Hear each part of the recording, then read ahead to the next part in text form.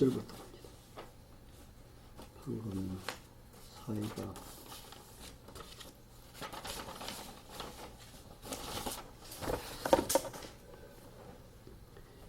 2절부터 보겠습니다. 1절은 방금 봉독했으니까 너희의 두려워하며 정결한 행위를 봄이니라. 아멘. 우리 성도의 거룩한 생활이 베드로 전서라고 설명을 드렸고, 우리 성도들이 이 땅에서 살아가면서 어떤 행동을 해야, 어떤 생활을 해야 거룩한 생활인가. 우리는 꼭 집어서 이야기하기가 참 어렵죠. 왜냐하면 안 믿는 사람도 믿는 사람도 하는 것이 다 거기서 거기 가거든요.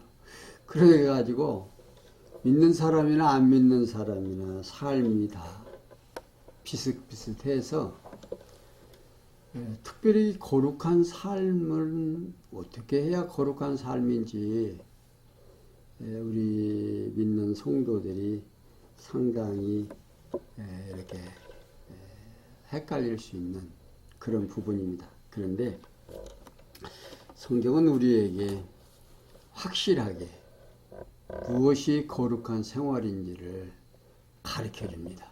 그리고 그 가르쳐서, 그러니까 모르고 안 하는 것은 어쩔 수가 없죠.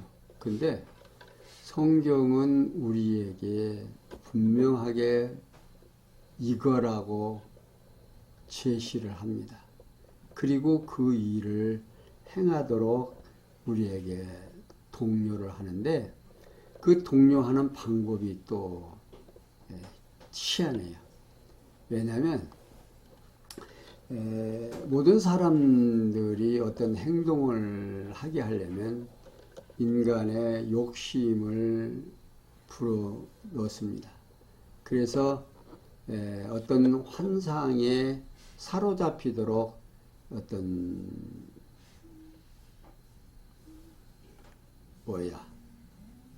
세상적으로 얘기하면 입값을 이렇게 던져줘요. 그래가지고 굉장히 욕심이 불어나도록. 그리고서는 자기의 욕망을 채우죠. 그러니까 인간은 뭔가 가지고자, 내가 원하고자 하는 것들이 이루어질 때 행동이 나오는데, 성경은 그게 아니고 어떤 문제를 이야기를 해서 그 문제를 내가 해결함으로 그 일을 행하도록 하는 거예요. 그러니까 결국 행위는 어떻게 나오냐면 나 좋아서 하는 거거든요. 그러니까 육체를 가지고 있는 모든 사람은 어떤 행동이 나올 때 누구 좋아서? 나 좋아서. 이게 이제 공통된 삶입니다. 그런데 성경에서는 뭘 요구를 하느냐면, 거룩한 성도의 생활을 설명을 하면서 자세하게 설명하는데, 성도 생활의 기초, 성도 생활의 목표, 성도 생활의 실제, 이걸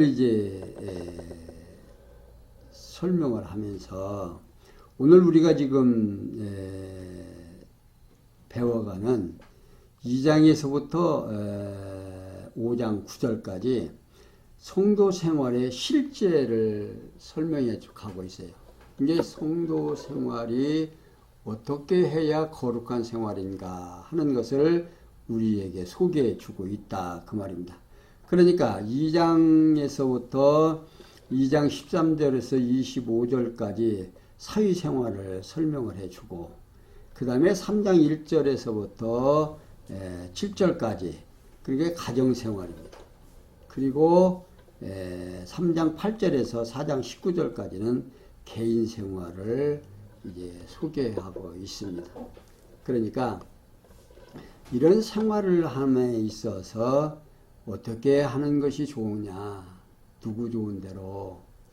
그러니까 하나님께서 우리로 하여금 당신의 모습, 아버지가 어떠하신 분인가 하는 것을 설명해 주고 그 아버지를 알게 하고 또 나 자신이 그 아버지와의 관계가 어떻게 형성되는지를 설명해 주고 그리고 나로 하여금 그렇게 할 수밖에 없는, 할 수 있도록 하는 그런 과정을 우리에게 소개를 해줘요. 자, 그러면 오늘 교사 찬양 예배입니다. 그런데 교사는요, 가정에서도 중요하지요. 그런데 우리가 이제 나면서부터 누구의 교육을 받습니까? 부모의 교육을 받아요. 그러니까 엄마의 뱃속에서부터 교육을 받는데 그 교육이 태중교육이라고 그러죠. 그리고 가정교육이라고 나서 이제 엄마 젖을 먹고 그 다음에 이제 사회교육, 학교교육 그렇습니다. 이제 주일 어린 아이들은 이제 학교교육 먼저 받고 사회교육을 이제 그렇게 연이어 가죠. 근데 이제 사회교육과 이제 가정교육은 맞물려 있어요. 맞물려 있는데 어떤 영향을 받느냐면 부모의 영향을 엄청 받습니다. 이 부모의 영향을 받는데 성경에서는 부관계, 그러니까 남녀가 한 몸 되어서 한 지체로서의 살아가는 것이 가정을 이룹니다. 그리고 그 가정을 통해서 자녀들이 생산되죠. 그런데 그 가운데서 성경에서는 어떻게 말하냐면 베드로는 계속해서 설명을 하는데 아내된 자들아 이와 같이 자기 남편에게 순복하라고 하고 있습니다. 여기 이와 같이라는 말은요, 앞에서 언급한 대로 하나님께서 세상에 세우신 제도를 따라 2장 13절에서 종들이 모든 일에 두려워함으로 주인들에게 순복하라고 말하고 있죠. 자, 그러니까 하나님께서 이 세상에 무엇을 주셔요? 어떤 제도를 주신단 말이에요. 법을 주시고 이제 그 법을 잘 순행해야 된다 그 말이에요. 그러니까 거룩한 생활이 어려운 줄 알았더니 현실 세상에 주어진 법을 잘 지탱하는 것이 뭐요? 거룩한 생활이란 말입니다. 근데 그 거룩한 생활이 누가 그렇게 했습니까? 우리는 이 법이라고 하는 것이 우리가 만들었죠. 우리가 이제 법을 만들어서 그 법을 순행을 하는데 성경에서는 세상의 법도 누가 만든다? 하나님께서 만드신다는 겁니다. 그러니까 하나님께서 세상의 법을 만들었으니 그 세상의 법을 따르는 것이 뭐다? 거룩한 생활이라는 거예요. 근데 우리가 생각하는 거룩한 생활하고 성경에서 말하는 거룩한 생활은 거리가 참 멀지요. 근데 이렇게 성경에서 우리에게 요구하는 것이 무엇인지를 정확하게 알지 못하면 이 믿는 사람들과 안 믿는 사람들이 그게 그거예요. 그런데 믿는 사람이 생각하는 것이 하나가 다른 게 하나 있어요. 세상의 법을 누가 만들었다? 하나님이 만드셨다고 합니다. 그러니까 그 하나님이 만들어 놓은 법을 내가 순행한다 하는 거예요. 그게 세상 법을 순행하는 것이 아니라 누구 법을 순행한다? 하나님께서 만들어 놓은 법을 순행하면서 살아간다. 자, 그러면서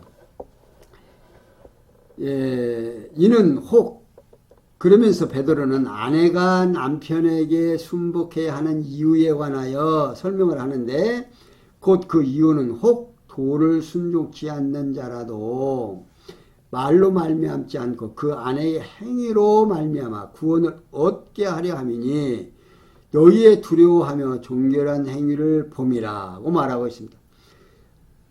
한국공의에서 발행한 바른 성경에서는 어떻게 번역을 해놓았냐면 이는 말씀에 순종하지 않는 자라도 너희가 두려움으로 행하는 정결한 행실을 보고 말이 아니라 아내의 행실로 말미암아 구원을 받게 하려 한 것이다 로 번역이 되어 있습니다. 다시 말하면 아내가 자기 남편에게 순복해야 하는 이유는 남편이 권위가 있기 때문이 아니라 아내가 하나님을 경외하는 마음으로 믿지 않는 남편에게 순복하는 그 정결한 행실을 보고 남편을 믿게 하려는 데 있다 그 말입니다. 이렇게 성령께서는 우리로 하여금 가정생활의 중요성, 그러니까 서령 남편이 믿지 않는다 할지라도 아내가 믿으면 그 아내가 남편에게 순복함으로 본을 본으로 결국 어떻게 남편이 변할 수가 있다 그 말입니다. 그러면서 3절에서 6절에 보면 의무로 단장하지 말고 거룩한 부녀들과 사라처럼 복종하라고 합니다. 너희 단장은 머리를 꾸미고 금을 치고 아름다운 옷을 입는 의무로 하지 말고 오직 마음에 숨은 사람을 온유하고 안정한 신령한 썩지 아니할 것으로 하라. 이는 하나님 앞에 값진 것이니라. 전에 하나님께 소망을 두었던 거룩한 부녀들도 이와 같이 자기 남편에게 순복함으로 자기를 단장하였나니 사라가 아브라함을 주라 칭하여 복종한 것 같이 너희가 선을 행하고 아주 두려운 일에도 놀라지 아니하므로 그의 딸이 되었느니라. 베드로는 계속해서 너희 단장은 머리를 꾸미고 금을 차고 아름다운 옷을 입은 의무로 하지 말고 오직 마음에 숨은 사람을 온유하고 안녕한 성령에 썩지 아니할 것으로 하라. 이는 하나님 앞에 값진 것이다 라고 말하고 있습니다. 그러니까 베드로는 아내들의 단장과 그 이유에 관하여 언급을 하는데 먼저 아내들의 단장에 관하여 설명을 하면서 첫째, 너희 단장은 머리를 꾸미고 금을 차고 아름다운 옷을 입은 의무로 하지 말라 그 말입니다.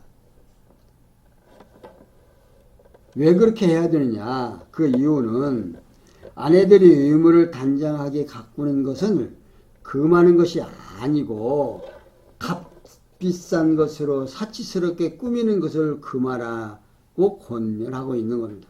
그래서 두 번째, 오직 마음에 숨은 사람을 온유하고 안정한 심령에 썩지 아니할 것으로 하라. 자, 여기 그 생명의 말씀인 그리스도의 씨로 거듭난 신령한 속사람, 영원히 썩지 않은 부드럽고 평온한 마음으로 가꾸라고 당부하고 있습니다. 그러니까 오늘 우리가 성령을 받은 성도들은 내 마음에 뭐가 있다? 내 마음에 뭐가 있어요? 한 마음이에요? 두 마음이에요? 바울이 얘기했죠. 내 마음에 두 마음이 있구나. 내가 원하는 선은 행하지 아니하고 원치 아니하는 악을 행하는도다. 오호라 나는 곤고한 자로다라고 한탄을 하면서 바울이 그가 깨닫고 나서 오호라 내 마음에 두 마음이 있구나. 그러니까 우리 성도들의 마음엔 거듭나고 중생한 나가 있고 또 육체의 원래의 나가 있습니다. 그래서 여기서 지금 썩지 아니하는 온유하고 안전한 심령에 썩지 아니할 것으로 하라고 하는 것은 내 마음에 거듭나고 중생한 나 이걸 말하고 있는 것이다. 그러면서 그 위에 관해서는 이는 하나님 앞에 값진 것이다 라고 말하고 있어요. 그러니까 베드로는 아내들이 거듭남 신령한 속사람을 영원히 썩지 아니하는 부드럽고 평온한 마음으로 가꾸는 겁니다. 그러니까 하나님 앞에 매우 가치 있는 거다는 거예요. 곧 거듭난 성도는 속사람을 아름답게 가꾸는 것이 하나님 나라 백성의 참 모습이다. 그것이 곧 가치롭다. 누구 앞에서? 하나님 앞에서. 그러니까 온 성도들의 삶은 나 좋은 대로가 아니고 누구 좋은 대로? 하나님 기뻐하시는 삶대로 사라지게 되어 있다고 합니다. 근데 그 사라지게 되어지는 것이 뭐냐면 하나님을 알 때 가능한 거예요. 그러니까 하나님을 모르면 내가 얼마나 가치로운 자인지를 모른다 그 말이에요. 그런데 하나님이 얼마나 위대하신 분인가를 설명하고 나를 어디로 인도해요? 그 하나님한테로 인도하는 거예요. 그게 성경이 하나님을 소개하고 소개한 다음 나를 그로 인도하는 거예요. 너희가 왜 그렇게 해야 되는 줄 아느냐? 하나님이 이러하신 분인데 그 하나님이 너를 위하여 당신의 독생자 예수 그리스도를 희생시키기까지 어떻게 했다? 너희를 사랑한다 그 말입니다. 그러면서 베드로는 전에 하나님께 소망을 두었던 거룩한 부녀들도 이와 같이 자기 남편에게 순복함으로 자기를 단장하였나니 사라가 아브라함을 주라 칭하여 복종하는 것이 너희가 선을 행하고 아무 두려운 일에도 놀라지 아니함으로 그의 말이 되었느니라고 말하고 있습니다. 그러니까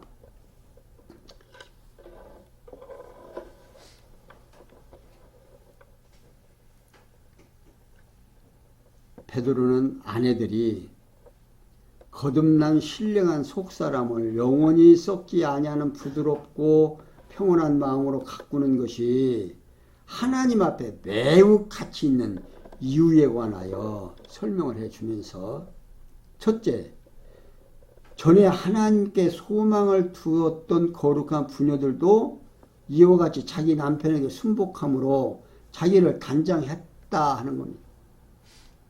자, 이는 구약에서 나타난 여호와를 경외하는 거룩한 부녀들이 자기 남편에게 순복했기 때문이라는 겁니다. 두 번째, 사라가 아브라함을 주라 칭하여 복종한 것 같이, 자, 특히 아브라함의 아내 사라가요 남편을 주라고 칭하며 창세기 18장 12절에 복종했기 때문이라는 겁니다. 근데 여기에 보면 어떤 말이 나오냐면 천사가 아브라함에게 부인 아브라함한테 와갖고 내년 이맘때에 내 아내가 뭐한다? 잉태할 거라 하니까 아내로 하여금 아이를 낳게 한다고 하니까 사라가 하는 말이 우리 주가 나이가 많았고 나도 경수가 끊어졌는데 내가 어떻게 아이를 낳아 하면서 주라고 칭합니다. 근데 이 주라고 칭할 때 주인이라는 거지요. 그러니까 이 사라가 그 18장 12절에서는 주라고 내가 어떻게 아이를 낳아 하지만 그 앞에서 아브라함에게 어떠한 아브라함이 객지에 돌아다니면서 네가 뭐라고 해라? 아내라고 하지 말고 누이라고 해라. 그러니까 복종했어요. 순복했다고. 왜? 주인으로 알고. 그러나 보호는 누가 해줘요? 하나님이 보호해 주시잖아요. 그러니까 아브라함이 엄청나게 믿음이 좋은 것 같지만 하나님 믿어요, 안 믿어요? 못 믿는 거예요. 그런데 하나님께서는 아브라함으로 하여금 믿음이 자라도록 하는 거예요. 어떠한 어려움 속에서도 한번 약속하신 하나님께서 계속 보호해 주니까 이제는 나중에는 어떻게 해요? 부인을 누이 동생이라고 해요, 안 해요? 그 뒤로는 안 하잖아요. 자, 이렇게 부녀들도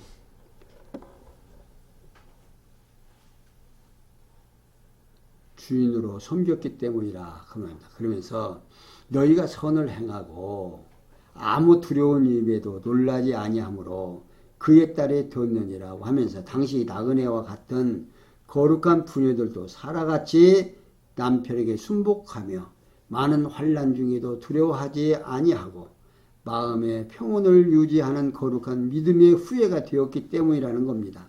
이렇게 성령께서는요, 우리로 하여금 그리스도를 믿을 수 있도록 역사하십니다. 그러면서요, 7절에서 남편들은 언약한 아내와 동거하고 아내의 가치를 존중하라고 하고 있습니다. 7절 남편된 자들아 이와 같이 지식을 따라 너희 아내와 동거하고 저는 더 연약한 그릇이요 또 생명의 은혜를 유업으로 함께 받을 자로 알아. 귀히 여기라. 이는 너희 기도가 막히지 아니하려 하게 하려 함이라. 이제 베드로는 계속해서 남편된 자들아 이와 같이 지식을 따라 너희 아내와 동거하고 저는 더 연약한 그릇이요 또 생명의 은혜를 유업으로 함께 받을 자로 알아. 귀히 여기라 하는 겁니다. 너희 기도가 막히지 아니하게 하려 함이라는 거지요. 그러니까 베드로는 아내에 대한 남편들의 태도와 그 이유에 관하여 언급을 합니다. 그러니까 앞에서 아내가 믿음이 있고 남편이 믿음이 없는 자라면 남편은 어떻게 해요? 아내는 남편에게 복종해서 본을 보이라는 거고요. 그러니까 믿는 성도들의 남녀가 간에 똑같이 지금 어떤 문제를 제기하는 겁니다. 그러니까 남자는 안 믿고 여자만 믿는 남편에게는 남편에게 순복하라고 그러고 또 그 내용을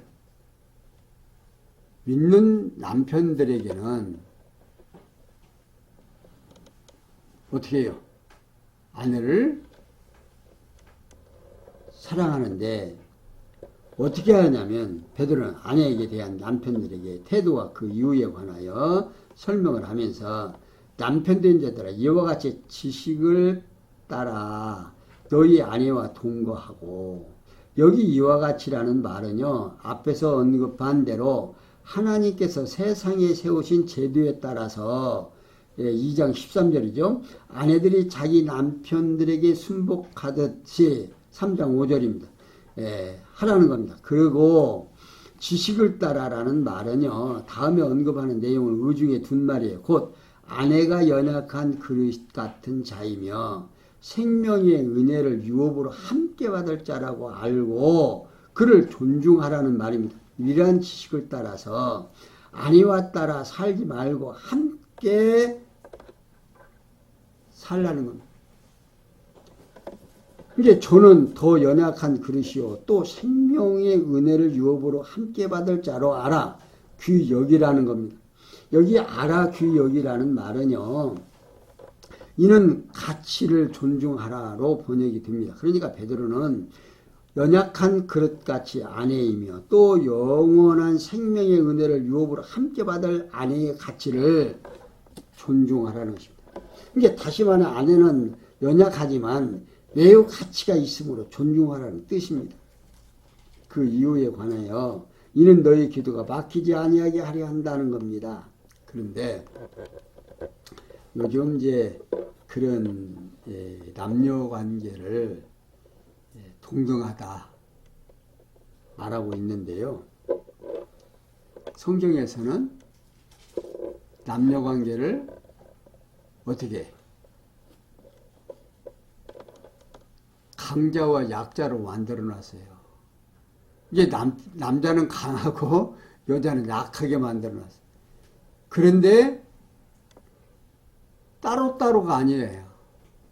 하나라는 겁니다. 그러니까 남자나 여자나 떨어져서 살지 말고 함께 살라는 거예요. 그러니까 가정에서 남편과 아내가 살아가는 과정을 누가 봐요? 자녀들이 보는 겁니다. 그러니까 가정교육이 벌써 남편과 아내가 서로 대화를 통하고 말이 통하면요 자녀들이 무슨 문제가 있으면 대화로 풀으려고 해요. 점점 자라면서. 그런데 대화가 없고 서로 분쟁을 하면 그 자녀들이 자라서 대화를 합니까? 안 합니까? 그 대화할 줄 잘 몰라요. 그러니까 이 가정교육이나 사회교육이나 가정교육, 학교교육, 또 우리 주일학교는 교회교육이 있대요.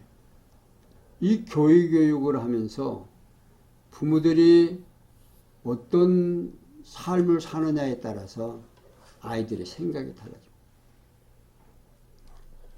우리 다은이 짝가는 것이요. 지고집이 어떻게 센지 몰라요. 뭐 요즘 말을 좀 할 줄 알으니까 자꾸 지 고집을 부려요. 그런데 부모들이 하는 것은 뭐냐면 네가 그렇게 해갖고 지고집 부리면 누가 들어주나요? 들어주죠. 그런데 말을 해야 되지. 네가 싫으면 싫다라고 얘기하고 뭘 하고 싶으면 말을 해야 알아서 다른 사람이 해주지. 너 그렇게 계속 그렇게 하면 누가 아냐? 그러니까 말로 해요. 뭘 해줘? 그러면 이제 말을 하죠. 그렇지, 그렇게 해야지. 그러니까 어려서부터 대화를 할 수 있는 그런 것들을 만들어 가야 돼요. 제가 주일학교 요즘 가서 이렇게 보니까 꿀밤 한 대 딱 주었으면 좋겠어. 그런데 꿀밤 안 줘도요. 이제 조금씩 이제 잡혀가. 아이들이 어떻게 이 지고집들만 세져서 말도 안 들어요. 근데 아이들을 그렇게 안 할 수 있도록 교사들이 어떻게 해야 돼요? 그놈들을 사로잡아야 되는데 이게 잘 안 돼요. 제가 이제 젊었을 때 주일학교 할 때는 그때만 해도 아이들이 말을 잘 들었거든요. 근데 그때는 핸드폰이라는 게 없었어요. 그래가지고서는 교사가 어떻게 행동하느냐에 따라서 아이들이 집중을 했는데 요즘은 맨 그놈의 핸드폰이 있어갖고 교사 얘기할 때도 핸드폰을 보고 있는 거예요. 근데 그렇게 하는 것이 어디에서도 교회 어른들 교육하는 때도 예배 드릴 때도 핸드폰 보고 앉았어요. 정말 그러니까 아이들한테 얘기 못하죠. 근데 지난 시간부터는 어떻게 생각하고 주일학교 학생들 핸드폰 다 예배 시간에는 한쪽에다 놓으라고 하니까 또 금들 놓더라고요. 또 이게 아이들에게 설득을 하고 아이들이 말을 못 듣는 것 같아 이해가 안 되는 것 같지만 설명을 하면 왜 그걸 보면 안 되는지를 설명을 하고 그렇게 해야 된다. 그러니까 아이들에게 뭐 요구를 할 때는 꼭 설명을 해줘야 된다고. 근데 교사들이 그 일을 왜 해야 되는지 이게 가정에서도 어려서부터 대화를 해야 되는 거예요. 저 유태인들 엄마가 유태인이면 무조건 그 아들은 뭐다? 유태인으로 안다. 그러니까 엄마가 유태인이 아니면 유태인으로 안 쳐요. 그 사람들은. 왜? 그만큼 엄마가 이제 아이에게 교육을 잘한다. 그 말이죠. 이제 태중에서부터 나와서 계속해서 그들을 그 대화하는 것 보면요. 싸우는 것 같아요. 막 토론할 때 보면 막 자기 주장을 막 엄청 해요. 그러고 나서 토론이 딱 끝나고 나면 자기에게 논리가 상대에게 지면 그냥 순복하는 거예요. 그러니까 모든 일들을 교사들은 아이들에게 전달을 할 때 꼭 설명이 필요하다. 조금만 해도요. 아이들 어리다고 해서 못 알아듣는 거 아니에요. 그 나름대로 자기 수준에서 알아들어요. 그러니까 오늘 우리가 중요한 건 아이에게 어떻게 설명할 거냐. 그 설명이 먹혀야 돼요.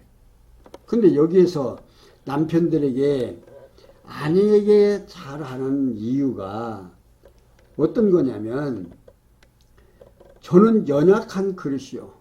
또 생명의 은혜를 유업으로 함께 받을 자로 알아서 귀히 여기라는 겁니다. 여기 정말 우리들에게 중요한 건 남편과 남편이 아내를 귀히 여기지 아니하면요. 항상 뭐가 생겨요? 문제가 생겨요. 그러니까 여성들이 화가 나는 것은 자기를 인정을 안 해주니까 화를 내거든요. 근데 여성들은요, 그 모성애가 있어가지고 자기를 인정하고 이제 이렇게 사랑하게 되면요, 엄청 힘이 셉니다. 어디서 그런 힘이 나오는지 모르겠어요. 와, 새벽부터 밤중까지 그냥 정신없어요. 그냥. 그런데 자기를 알아주지 아니하고 귀 여기지 아니하면 뿌리 한번 나면요 되게 세거든요.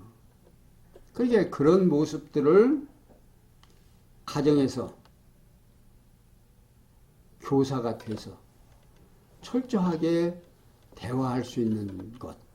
이게 부모들이 가정에서 어떻게 대화해야 돼요. 또 교회에서도 어떤 문제를 내 뜻대로 안 됐다라고 해서 화를 내면 안 돼요. 내 뜻을 하여튼 최소한 주장한 왜 그렇게 해야 되는지 설명을 해야 될 거 아니에요. 상대를 설득시켜야 할 거 아니에요. 설득이 안 돼서 자기가 설득이 되면 순복을 하는 것이죠. 그게 민주주의예요. 그러니까 오늘 우리들이 이 세상에 살아가면서 가장 소중한 가정의 남편과 아내의 관계가 잘 형성되면 모든 교육은 어떻게 해요? 순조롭게 잘 되어간다. 근데 이것이 누구 좋은 대로 하나님 좋으신 대로라는 거예요. 이게 철저하게, 그러니까 내가 기준이 생겨요. 예수를 믿는 성도들은 기준이 나 좋은 대로가 아니고 이것을 누가 좋아하시니까? 하나님이 좋아하시니까. 이걸 잊어버리면 안 돼요. 그러니까 교사들은 저 어린 생명들을 누가 사랑한다? 하나님이 사랑하는 생명이고 하나님이 저 생명을 필요로 해서 어떻게 쓰려는지 우리는 알아요? 몰라요? 모르죠. 그러나 하나님께서 우리들의 지금 교육을 받고 또 이런 환경을 주어서 어떻게 간다? 교육해 가는 거다. 이제 말을 안 듣는 그 녀석도, 말을 듣는 그 녀석도 누가 인도해 간다? 하나님이 인도해 간다는 사실을 꼭 기억하셔야 됩니다. 그러니까 오늘 우리는 하나님을 절대 주권자로 알아요. 또 소개하고 있어요. 그런데 성경에서는 하나님의 모든 것을 누가 하신다? 하나님이 하신다라고 말하고 있는데 누구 마음대로 하려고 해요? 내 마음대로 하려고 해요. 이게 내 마음대로 하려고 하니까 내 말을 안 들으면 뭐가 생겨요? 화가 나는 거예요. 그런데 누가 지금 역사하신다? 하나님이 역사하신다라고 생각하면 화 나요, 안 나요? 화가 날아가도 잠재워지는 거예요. 그러니까 오늘 교사님들 정말 그런 것들을 이렇게 억제하고 그걸 할 때 참 수시때때로 여기서 이만큼 다 여기까지 나오다가 여기서 꾹 참고 참고 그러죠. 그런데 정말 하나님과의 관계를 잘 이해를 하시면 항상 그게 나올까요? 안 나올까요? 나오다가도 쏙 들어갑니다. 그러다 보면 하나님 앞에 지혜를 주시라고 기도하시는, 여기 기도가 막히지 않게 하려고 그렇게 하라고 말합니다. 너희가 그렇게 하려고 하는 것이 뭐냐면 기도가 막히지 않게 하려고. 그러니까 하나님 앞에서 기도가 막히면 뭔 일이 되겠어요? 안 되겠어요? 안 되지요. 그러니까 너희가 구하라. 주실 것이요. 구하여도 얻지 못하는 것은 뭐 때문에 쓰려고? 네 육체의 종욕대로 쓰려고 구하니까 안 되는데, 하나님께 믿는 성도들은 뭐가 무기예요? 하나님 앞에 기도해야 되는데 기도해야 할 그 무기가 또 자료가 하나님 앞에 기도가 안 되면 아무것도 안 되잖아요. 그러니까 사랑하는 성도, 가정의 부부관계도 이렇게 하나님과 나와의 관계가 확실히 설정이 되면 그 관계도 좋아지리라고 생각을 하면서 성경에 말씀하시는 유쾌한 말씀을 깨닫고 오늘 교사 찬양 예배로 대언을 하겠습니다. 기도하겠습니다. 영광의 하나님, 아름다운 가정을 주시고 또 이 땅에 저희로 하여금